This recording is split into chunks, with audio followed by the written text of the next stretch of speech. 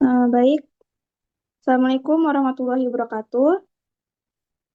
Kami dari kelompok 1, Fisiologi tingkat 2 D4 Akupuntur akan mempresentasikan bagaimana sistem imunologi. Next. Baik, untuk anggota kelompok kami terdiri dari Adelia Putri Nur Azizah, Aisyah Wardatus, Cili Mastika, Hana Aule Yasmin, Ima Istiqomah, Naura Mumtaz Sajida, Awasa Zidan, dan Safa Rafael Rasandria.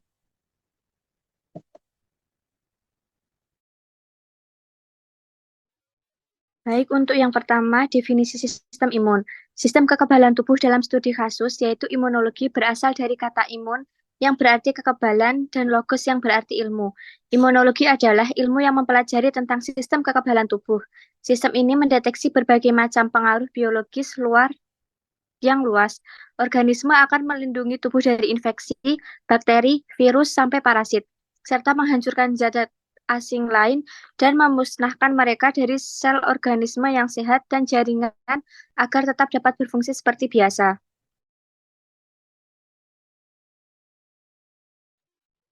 Anatomi utama sistem imun yaitu terdiri dari berbagai komponen yang bekerja sama untuk melindungi tubuh dari patogen.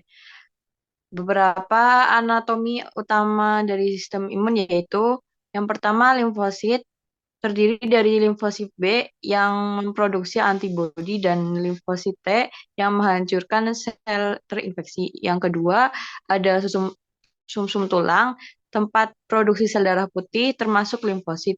Yang ketiga ada timus yang berfungsi untuk mematangkan limfosit T. Kemudian yang keempat ada kelenjar limfa yang berfungsi untuk menyaring limfa dan mengaktifkan respon imun. Yang kelima ada limfa yang berfungsi untuk mengeliminasi sel darah tua dan menyimpan limfosit. Kemudian yang keenam ada tonsil dan adenoid yang berfungsi untuk melindungi saluran pernafasan dari infeksi. Yang ketujuh ada fagosit yaitu sel seperti neutrofil dan makrofag yang memakan patogen. Next.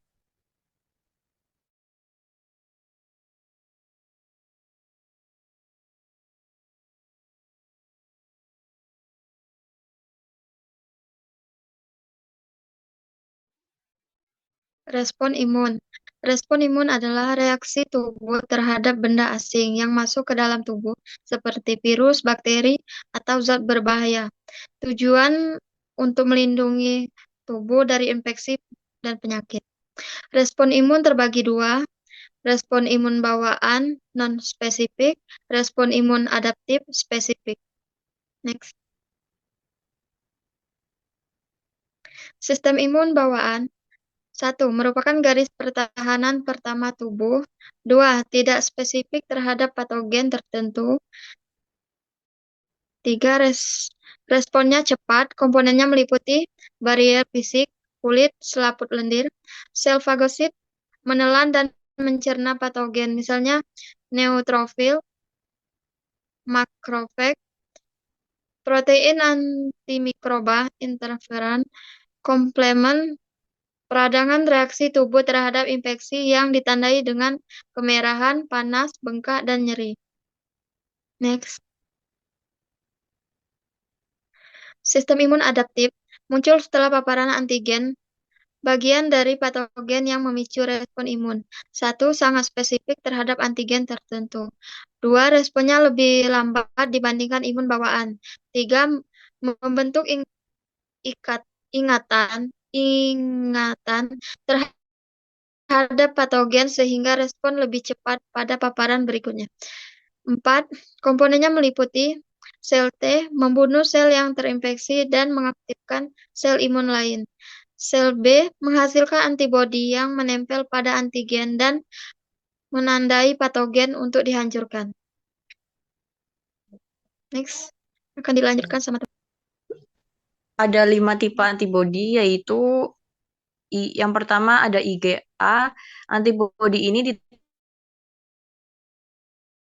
ditemukan di jaringan mukosa seperti saluran pernapasan dan saluran pencernaan. IgA juga terdapat di cairan tubuh seperti air liur, air mata, dahak, dan ASI.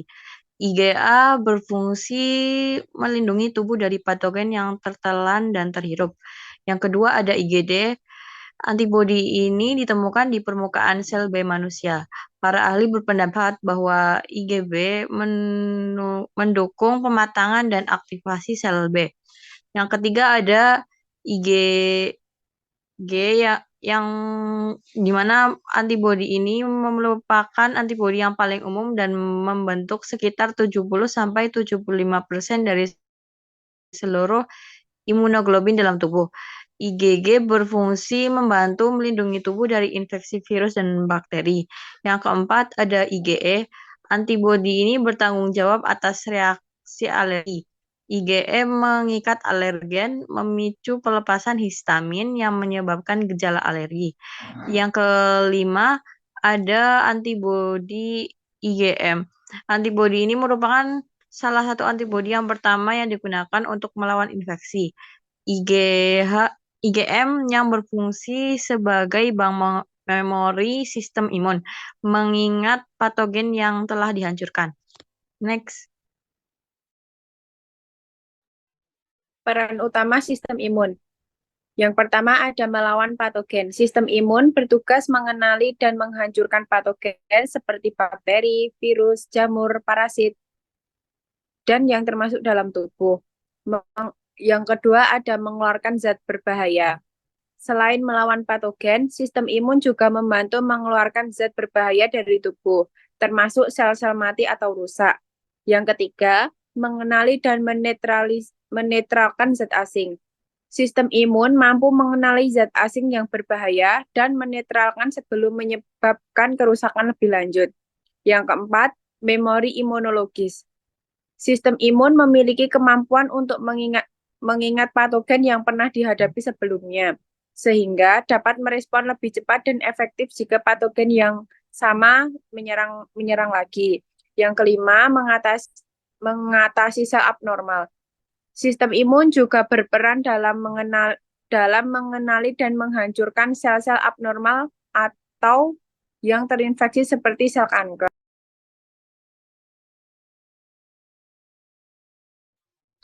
Selanjutnya, gangguan sistem imun. Yang pertama, penyakit inflamasi. Penyakit inflamasi adalah kondisi di mana terjadinya peradangan yang berlebih dalam tubuh. Peradangan adalah respon normal tubuh terhadap infeksi atau cedera. Tetapi ketika menjadi kronis dapat menyebabkan kerusakan jaringan. Penyakit inflamasi dapat mencakup kondisi seperti penyakit radang usus atau IBD dan asma. Dalam kasus ini, sistem imun berfungsi secara berlebih yang dapat menyebabkan gejala yang menyakitkan dan mengganggu kualitas hidup. Yang kedua, faktor nutrisi. Sistem imun memiliki peran penting dalam mengawasi dan menghancurkan sel-sel kanker. Namun, jika mekanisme kerja sistem imun ini terhambat, resiko perkembangan kanker dapat meningkatkan. Beberapa jenis kanker dapat muncul ketika sel-sel tubuh mulai tumbuh secara tidak terkendali dan sistem imun tidak mampu mendeteksi atau menghancurkan sel-sel tersebut. Kanker dapat mempengaruhi berbagai bagian tubuh dan memerlukan pendekatan pengobatan yang kompleks termasuk kemoterapi, radiasi, dan imunoterapi. Selanjutnya akan Gangguan sistem imun yang selanjutnya adalah faktor lingkungan dan gaya hidup. Selain kondisi medis, faktor lingkungan dan gaya hidup juga dapat mempengaruhi kesehatan sistem imun. Stres, pola makan yang tidak sehat, kurangnya aktivitas fisik, dan paparan polusi dapat menurunkan daya tahan tubuh. Misalnya, stres kronis dapat mengganggu fungsi sistem imun. Sedangkan diet yang buruk dapat mengurangi kecukupan nutrisi yang diperlukan untuk mendukung respon imun yang efektif. Gangguan sistem imun yang selanjutnya adalah penyakit autoimun. Penyakit autoimun terjadi ketika sistem imun secara keliru menyerang jaringan tubuh sendiri, menganggapnya sebagai benda asing. Ini dapat menyebabkan kerusakan pada berbagai organ dan jaringan. Contoh penyakit autoimun termasuk lupus erythematosus sistemik. reumatoid arthritis, dan diabetes tipe 1. Dalam kondisi ini, sistem imun menjadi hiperaktif yang dapat menyebabkan peradangan kronis dan kerusakan jaringan. Gangguan sistem imun yang selanjutnya adalah imunodefisiensi. Imunodefisiensi adalah kondisi di mana sistem imun tidak dapat berfungsi dengan baik sehingga tubuh menjadi rentan terhadap infeksi. Ada dua jenis imunodefisiensi. Yang pertama, imunodefisiensi primer. Ini adalah kondisi yang disebabkan oleh faktor genetik, di mana individu lahir dengan kelainan pada sistem imun. Contohnya adalah penyakit defisiensi imunitas kombinasi, di mana beberapa komponen sistem imun tidak berfungsi dengan baik. Yang kedua, imunodefisiensi sekunder. Ini terjadi akibat faktor eksternal seperti infeksi, contohnya HIV, yang menyebabkan AIDS, malnutrisi, atau penggunaan obat imunosupresif. Individu dengan imunodefisiensi sering mengalami infeksi berulang yang dapat berakibat fatal jika tidak ditangani dengan baik. Selanjutnya akan dibicarakan oleh teman saya.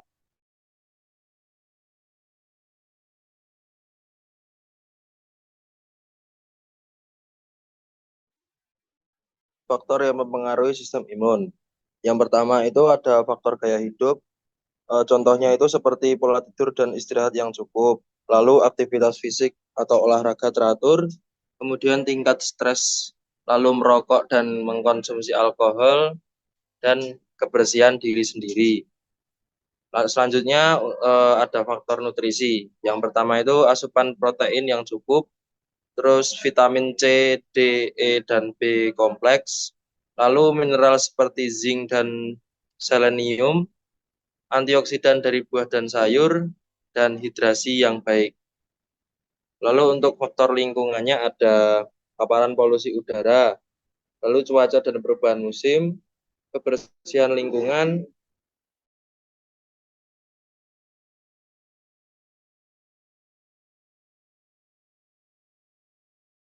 UV, dan kontak dengan kuman atau patogen.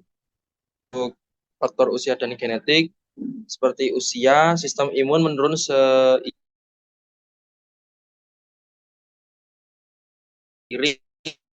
berlalunya yang pertama kondisi mental atau emosional.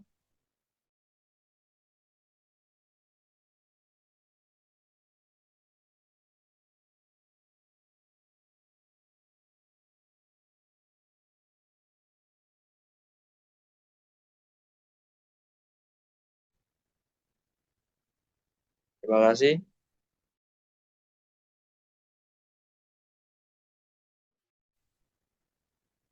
Baik, sekian presentasi dari kami. Sebelum itu, izinkan saya membacakan kesimpulan mengenai apa yang telah kami sampaikan. Imunologi adalah ilmu yang mempelajari sistem kekebalan tubuh yang melindungi tubuh dari infeksi dan zat asing. Sistem ini terdiri dari berbagai komponen seperti limfosit, sumsum tulang, timus, kelenjar limfa, tonsil, adenoid, dan fagosit yang bekerja sama untuk mendeteksi dan menghancurkan patogen. Respon imun terbagi menjadi dua, yaitu respon imun bawaan dan respon imun adaptif. Gangguan pada sistem imun dapat berupa imunodefisiensi, penyakit autoimun, penyakit inflamasi, dan kanker. Faktor lingkungan dan gaya hidup seperti stres, pola makan, dan polusi juga mempengaruhi kesehatan sistem imun. Baik, sekian presentasi dari kami akhiri. Mohon maaf bila ada kesalahan. Wassalamualaikum warahmatullahi wabarakatuh.